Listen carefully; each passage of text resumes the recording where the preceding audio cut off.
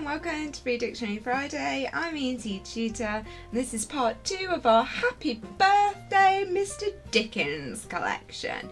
So in part 1 we just looked at the basic information, talked a little bit about the Victorian era, saw something of Dickens's childhood and early years. So now we're moving on to look at what happened next and what happened after his first visit to America.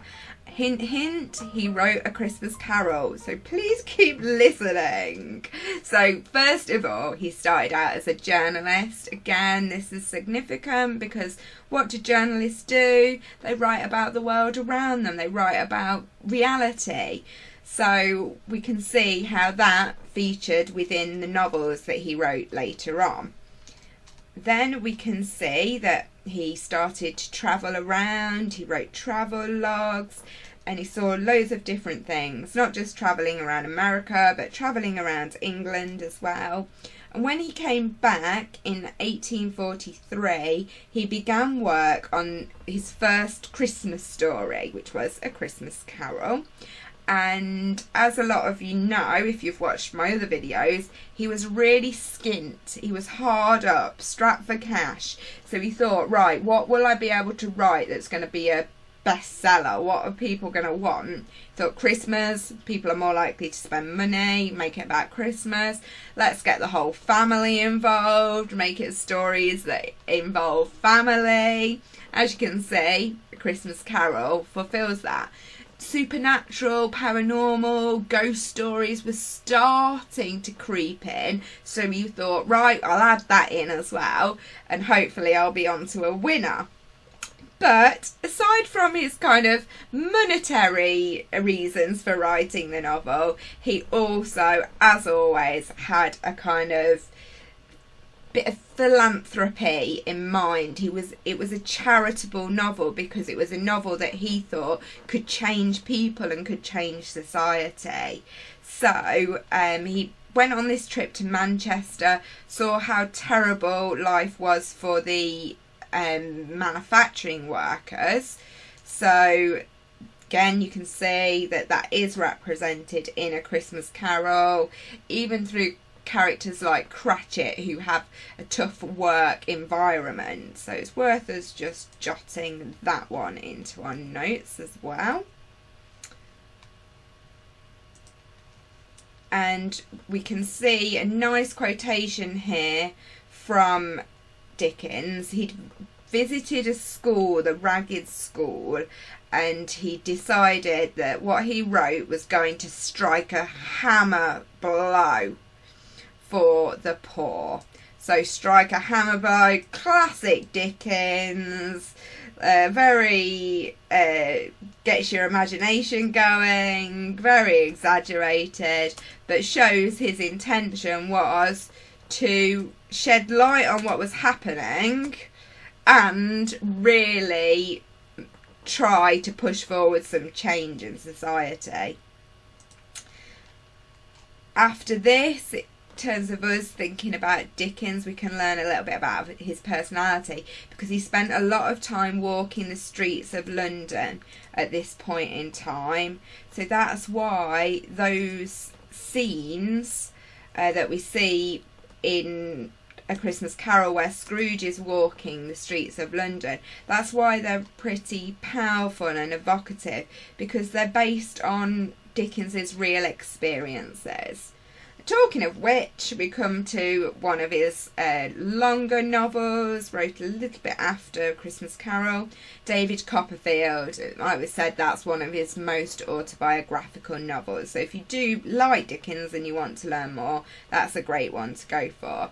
We also should mention here a little bit more about what sort of things that inspired Dickens and philanthropy, and this is here about the Urania Cottage, which was a home founded by Dickens working with Angela Burdick Coutts, a home for fallen women of the working classes. So this was a place where they could be educated in a way that would improve their life. make it, easier for them to get married, easier for them to then have children and live, the typical life of a Victorian woman. So that's significant. Again, it's not just all talk from Dickens. He will put his money where his mouth is. Now, a detail like this is not something that you're probably going to be wanting to reel out in a GCSE exam, but it just shows the perspective he's coming from, and a little reference to the fact that he was involved in philanthropy will help you to support an argument that's based around the historical context and the themes of charity, for example.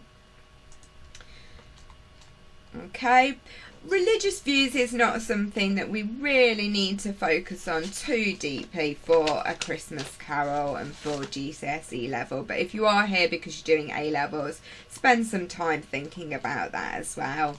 We can then see throughout his middle years some of the other novels that he went on to write, people he wrote with. If you do enjoy Victorian literature and you want to expand your vocabulary, practice your skills for the exam, Wilkie Collins is brilliant. I would recommend The Moonstone for you for that one. Also would recommend Great Expectations. If you're a regular to my channel, you'll know that my dog's named Pip, and Pip is the name of our hero, our protagonist within A Christmas Carol, within Great Expectations. Okay, then you can learn more a little bit about his later years here. Significant for us is the fact that during this period, Dickens became a member of something called the Ghost Club, which was a group that was really ahead of its time, really interested in the paranormal.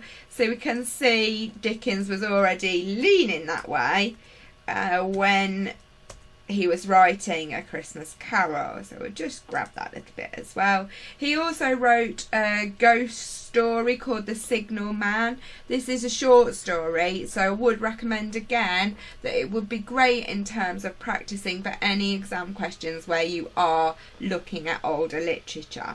So you can find that one, and I'm pretty sure you can get it for free on Amazon, so I'll try and pop a link for it for you. Alright then, we're going to leave it at that. Went back and forth to the United States, did some farewell readings, and then, unfortunately, just as us all, death did come to find Dickens, and he was laid to rest at Poets' Corner in Westminster Abbey.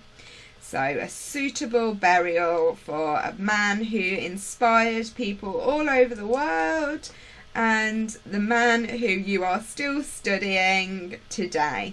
So hopefully that's helped, and I'll see you next time, where we're going to look in more detail at his literary style and his reception techniques and so on.